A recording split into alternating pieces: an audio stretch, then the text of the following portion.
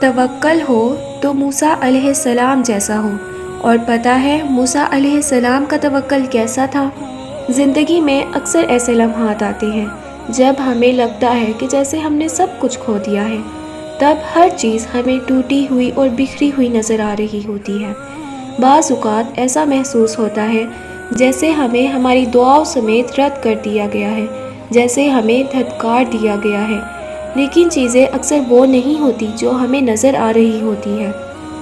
جیسے جب موسیٰ علیہ السلام سمندر کے سامنے کھڑے تھے اور ان کے پیچھے فرعون کا پورا لشکر لگا ہوا تھا، نہ آگے کوئی راستہ نظر آ رہا تھا اور نہ پیچھے کوئی راہ بچی تھی، لیکن انہوں نے پھر بھی توکل رکھا اور اللہ نے سمندر کے بیچوں بیچ سے ان کے لیے راستہ بنا دیا۔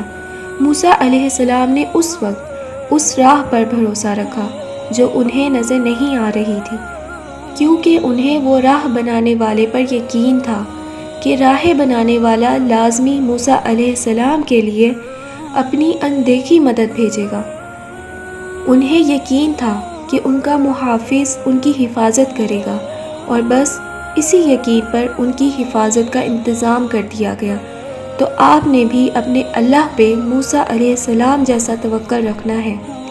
اپنے منصوبوں کے فیل ہو جانے پر مایوس نہیں ہونا، کیونکہ آپ کے اللہ کے پاس آپ کے لیے پہلے سے ہی منصوبہ موجود ہے، اور اللہ کا منصوبہ سب سے بہترین ہوتا ہے۔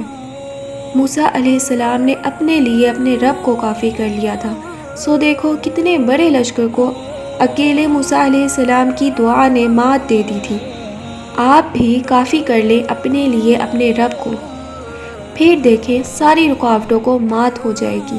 سامنے کھائی ہو یا پھر ٹھاٹے مارتا ہوا سمندر ہو، جو اللہ پر یقین رکھتے ہیں اللہ انہیں پار لگا ہی دیتا ہے۔ یاد نہیں اللہ کا وہ وعدہ؟